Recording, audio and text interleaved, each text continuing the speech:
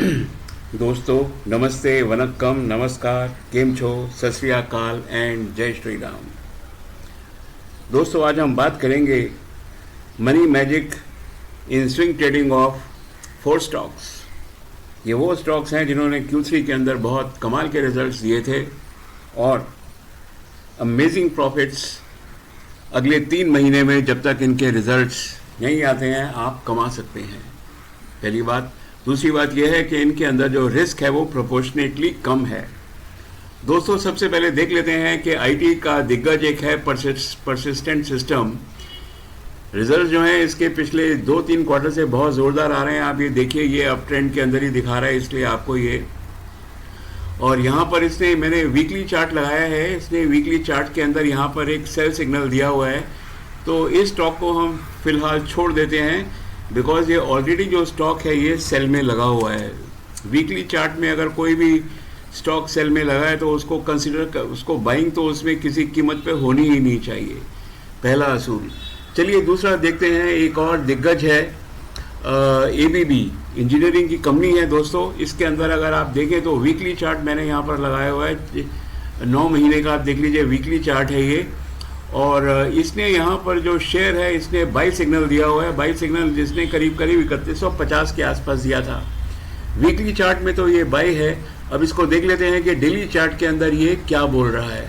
तो यहाँ ये मैंने इसका डेली चार्ट लगाया हुआ है दोस्तों, आप ये देख सकते हैं। डेली चार्ट एबीबी का है। इसका जो टारगेट प्राइस निकल के आ रहा है वो आ रहा है 3400, जो इसका पुराना हाईएस्ट था, नंबर 1। और क्योंकि ये यहाँ पर इसने जो है जो मूविंग एवरेज है वो भी थोड़ी टर्न हो गई है और जो प्राइस लाइन है वो भी टर्न हो गई है, तो वीकली चार्ट में बाई है। ये बताता है कि इसका ऊपर जाना तो बिल्कुल तय है, लेकिन इसका जो नीचे का जो बेस्ट प्राइस है वो 3250 के ऊपर होगा, क्योंकि यहाँ पर इसने एक बारी सपोर्ट लिया और इसका जो सेकंड सपोर्ट है वो 3150 है। यानी कि कहने का मतलब ये है कि अगर ये स्टॉक आपको यहाँ से भी 50-60 रुपये नीचे मिल जाए तो इससे बेहतर कुछ नहीं होगा दोस्तों। मैं बता दूँ आपको, क्योंकि इस स्टॉक के अंदर जो है रिस्क एकदम कम है। अगर आप चाहें तो थोड़ा सा स्टॉक जो है बाई कर सकते हैं अपने हिसाब से, और स्टॉक नीचे गिरे तो भी ऐड करिए, ऊपर जाए तो भी ऐड करिए, क्योंकि वीकली चार्ट है। वीकली चार्ट में ये जो है बाई सिग्नल दे रहा है। अगला स्टॉक देखते हैं दोस्तों। फिनिक्स मिल रियलिटी का स्टॉक है। और मैं बता दूं आपको, जो स्टॉक मैं आपके सामने आज बात कर रहा हूं, इन स्टॉक्स ने इनका जो Q3 का परफॉर्मेंस था, यानी कि अक्टूबर टू दिसंबर 2022, ये 3000 निफ्टी के 3500 स्टॉक में से 5 बेस्ट स्टॉक्स हैं। तो आप अंदाज़ा लगा सकते हैं कि काफ़ी रिस्क फ्री इसकी ट्रेडिंग हो सकती है। तो अगर आप देखें परसिस्टेंट सिस्टम को, परसिस्टेंट सिस्टम्स ने भी वीकली चार्ट में ये बाई दिया हुआ है। वीकली चार्ट में बाई है मतलब श्योरिटी हो गई है। इसने करीब ये 1300 के आसपास, 1310 के आसपास बाई सिग्नल दिया था। अब इसका देख लेते हैं कि ये डेली चार्ट में क्या बोलता है। डेली चार्ट ये देख लीजिए यहाँ पर, तो डेली चार्ट के अंदर इसने सेल दे दिया है। फ्रेंड्स, अब सवाल ये है कि अगर ये शेयर आपको 1340 और 1360 के आसपास मिल जाए तो शायद इसके अंदर बहुत एक बढ़िया बाई हो सकती है। मैं क्यों बोल रहा हूँ कि 1340 और 1360 के बीच में, यानी कि 1350 ऑन एन एवरेज। उसका रीज़न ये है कि जो फेड के जो इंटरेस्ट रेट, यूएस का जो फेड जो है उसकी मॉनेटरी पॉलिसी 14-15 तारीख को आने वाली है। कल 6 तारीख को ये शेयर जो है मंडे को खुलेगा। अब जैसे ही ये शेयर खुलेगा और 2-3 दिन बाद जो है टीवी चैनल्स के ऊपर आना चालू हो जाएगा कि जो फेड की पॉलिसी है, जो इंटरेस्ट रेट है, अगर ये 50 बेसिस पॉइंट से बढ़ गया तो धड़ाम गिरेगा।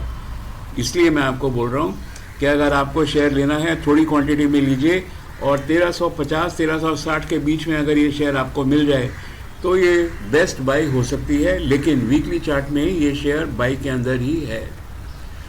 अगला स्टॉक देखते हैं यहाँ पर, IIFL फाइनेंशियल स्टॉक है। वीकली चार्ट के अंदर इसने बाई सिग्नल दिया हुआ है, लेकिन अभी ये जो लाइन है ये भी नीचे, जो रेड लाइन है यानी कि मूविंग एवरेज है, नीचे की तरफ है, ये इसके पैरेलल नहीं हुई है, तो कंफर्म बाई सिग्नल आपके पास नहीं है।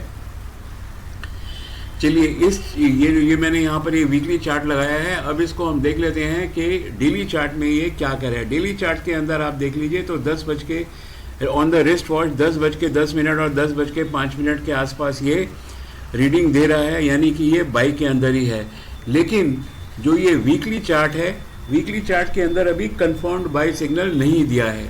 तो फ्रेंड डेली चार्ट को देखते हुए मैं बोलता हूँ इसका जो टारगेट है, टारगेट इसका जो है 507 या मैंने 495 इसका लिखा हुआ है। 495 शायद थोड़ा सा नीचे होगा, यहाँ पर होगा नहीं, इसका टारगेट तो इसका आप समझ लीजिए कि 507 के आसपास ही आ रहा है।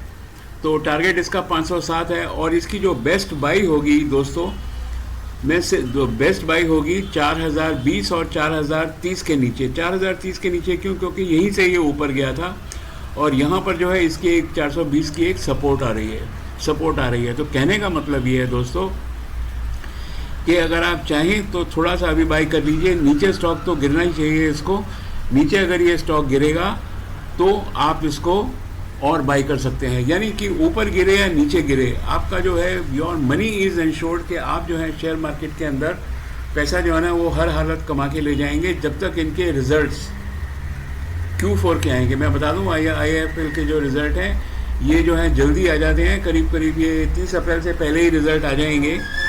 तो आप ये देख लीजिए कि अगर आपको शेयर मार्केट के अंदर इनके अंदर बना रहना है तो आप बिल्कुल इसके अंदर लगाइए। हाँ, लेकिन एक कस्टमरी जो हमारी बात है कि जैसे ही प्राइस का और मूविंग एवरेज का कट ऑफ हो आप बाहर आ जाइए। जैसे ही प्राइस और मूविंग एवरेज कटते हैं बाहर आ जाइए, प्राइस और मूविंग एवरेज कटते हैं बाहर आ जाइए।